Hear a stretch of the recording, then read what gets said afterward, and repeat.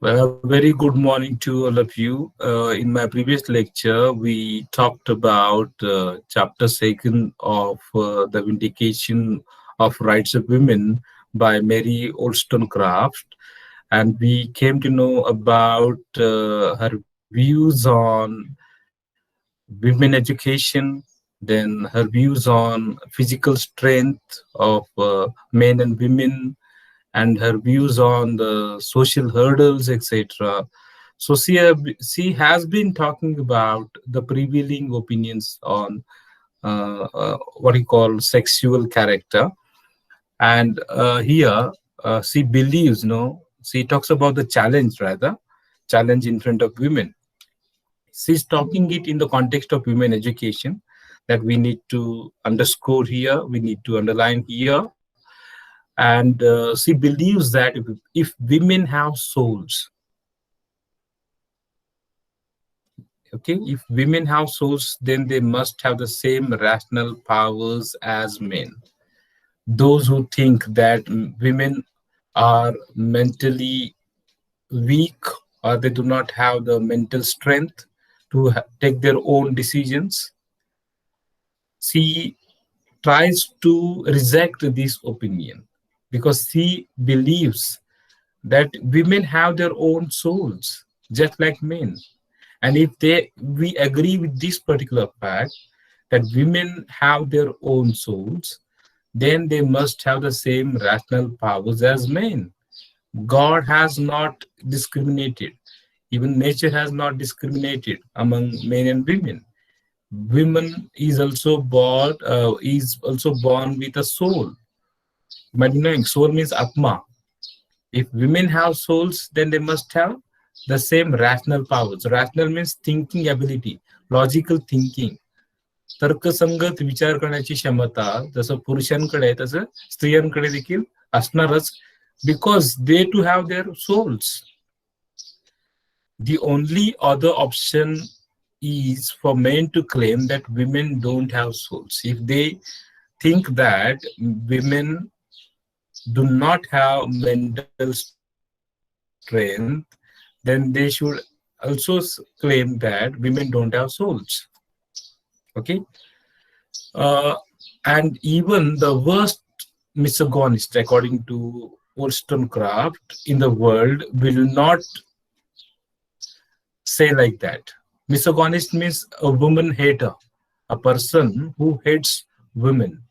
स्त्री द्वेष्टा म्हणतो आपण.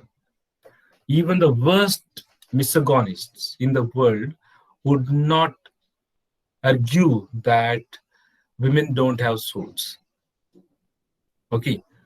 So the biggest challenge to women's education she talks about now seems to be the belief that women should be kept innocent like children. So this is the biggest challenge. There was a belief that women should not uh, become experienced. She should not get experience. She should be kept innocent like children. And she should be taught nothing other than the skills for pleasing their future husbands. Now, I think you should have your own opinions, especially girl students in this class. Don't you think that the scenario in our rural India is more or less same even today? The girls are reared in such a manner that uh, they are rather taught to become good wives. Pleasing means they should acquire the skills. They should become a good cook, a good caretaker of their family. So these are the things that are expected from women, and they should be taught all these things. Is it the only purpose of education? That's what she's questioning. And generally, our culture as well, does the same. Means women are made to think like that. Women are made to think like that, think that it is their responsibility to take care of their children, to take care of their family, all other members. It is her responsibility to carry out the daily chores. Chores means here cooking, then sweeping, then cleaning utensils, or laundry, etc., washing clothes. So all these things are expected to be done by women itself. And if you see a man doing that around you, he is laughed at. You must be knowing that. If a man happens to sweep his house or wash clothes, dry clothes, what is our perspective looking at such people? It is because we think that this is the role of a woman, this is the duty of a woman. Okay, and our education system as well, according to in those days, Wollstonecraft thinks that the education system taught her nothing but to become a good housewife, to acquire the skills for pleasing their future husbands. So this itself is a challenge, the biggest challenge to women education, because education makes them to think like that, to grow up like that. After talking about the social hurdles and challenges, Mary Wollstonecraft talks about the role of education in women empowerment. So Wollstonecraft agrees that to some extent, young children should be kept innocent, of course, but it is not applicable to women. The opinion that young children should be kept innocent is acceptable, but some people think that even women should be kept innocent, and that's what she disagrees with. There comes a time for all human beings, when they should be encouraged to think for themselves. Even children, after a particular age, they are given liberty to think for themselves, to think about their career, their choices, and all, especially male children. Why shouldn't it be applicable to women as well? That's what she thinks. She thinks that parents should prepare their children for the day when they begin to think for themselves, irrespective of the gender. Either the child is a girl or a boy, parents should treat them equally and they should encourage them to think for themselves. But at the same time, she admits that to some extent, people are always products of the society they live in. These are very remarkable things that you need to think over, you need to reflect over. According to Wollstonecraft, we are the product of the society we live in. Of course, means the society in which we live shapes our thinking. If we grow up in a traditional society, we grow up thinking traditionally. If you live in the cities like Mumbai and even in modern society, you'll have a different perspective looking at life. So it depends on the society that we live in, what kind of person we are. So all education, in Mary Wollstonecraft's view, should strive toward making the individual as independent thinker as possible. We should think independently. We should have our own rationality, and that should be happen in every individual's case, not only in case of men. Gender should not be the criterion for such independent thinking. So everyone should become an independent thinker. So that's what she says. Now she has some blame, especially regarding men. Of course, he's talking about the patriarchal society, the male-dominated society. So Wollstonecraft blames the men of her time. Especially she blames Rousseau. You might be knowing Jean-Jacques Rousseau was the French philosopher. He has his contribution in the French Revolution. Rousseau was a very famous French philosopher, and it was he who talked about these concepts of liberty, equality, and fraternity. Wollstonecraft blamed Rousseau as well for promoting a type of education that makes women completely useless. So some men of that time, her time, promoted a type of education which made women completely useless as members of society. Means they were only made to become good housewives, good what you call mothers. They were taught how to please their husbands. So that was the nature of education of that period. Rousseau thinks that men are so perfectly rational that women should follow their guidance. So the great philosopher had this kind of thinking, this kind of opinion, because he thought that men are perfectly rational and women should follow their guidance.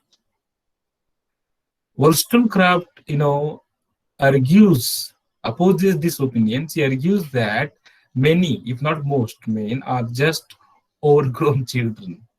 So this is something, very sarcastic. Even men are not, if not most, but many of them are overgrown children. They are not different from children. They are simply overgrown children. Means what? They have grown by their age, not by their minds. They do not have mental strength. So this is true. It can happen to anyone. So she blames such thinkers who think that women are inferior to men.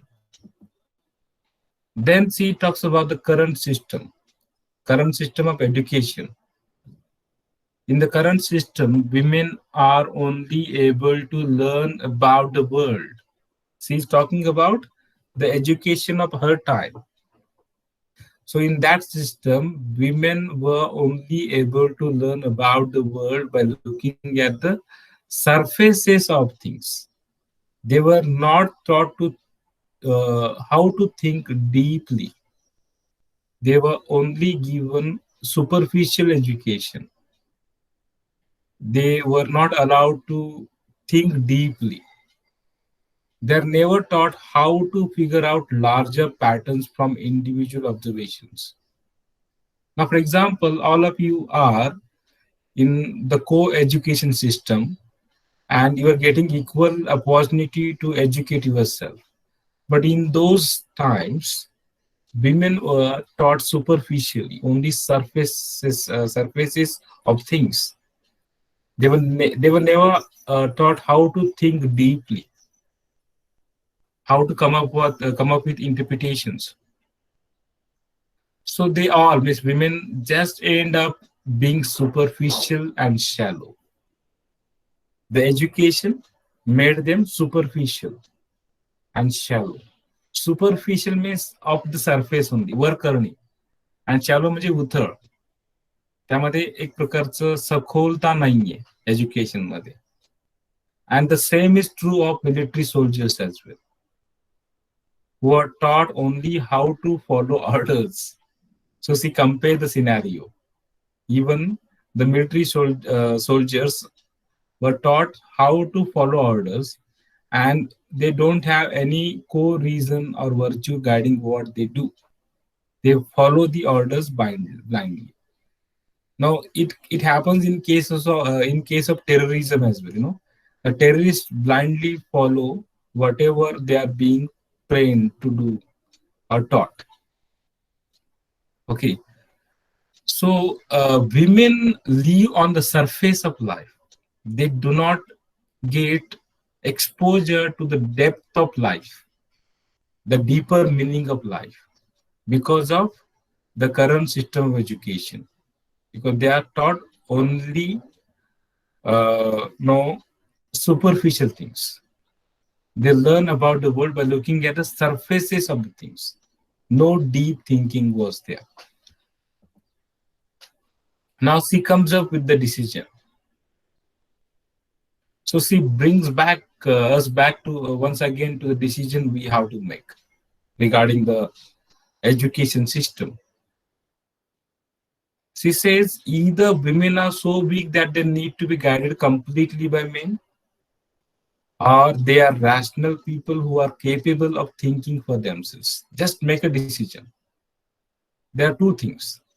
Men have to accept women as rational people who are capable of thinking for themselves, or they should say that they do not have souls, they can't think on their own, and they need to be guided completely by men.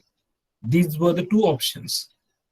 And here, Wollstonecraft wants to clarify that she doesn't want to reverse the order of things and place women above men. She wants equality. Means she does not want men to be superior than women. Suppose when women are given, it is accepted that women are also rational people. It does not mean that she wants to give them superior position. Somewhere she wants to bring them on the equal level. She just wants women to have the independence. They need to develop their minds fully.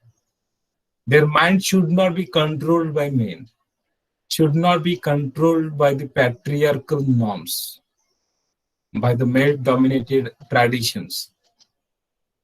Of course, this might make them some of men angry.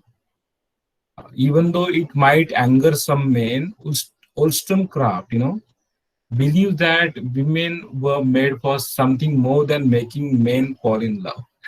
So you need to understand this. Women are not made simply to make men to fall in love. They have something more than that as well. Generally, women think that they should decorate themselves. They should keep themselves so attractive that men fall in love of them. So she thinks that women are not simply made to make men fall in love. Of course, there is a time for thoughtless love when a person is young. There is during the teenage, the love is thoughtless. Okay, children, especially young children, young boys and girls fall in love without thinking, because that is the age where there is thoughtlessness is there. They don't have rationality. But those years should also be spent preparing for the more important and mature years of life, because she gives priority to reason, to rationality. During the mature years of life, reason is important. Reason means reasoning. I am trying to tell you. Reasoning means rational thinking. तर्कसंगत विचार करण्याची क्षमता, सारासार विवेक बुद्धी develop करणारे education पाहिजे, असं त्यांचं म्हणणं आहे. After talking about all these things, she goes on talking about one contemporary. I'll talk about this contemporary, Dr. Gregory, in my next part of discussion. I shall stop the recording now. Thank you. Just a minute.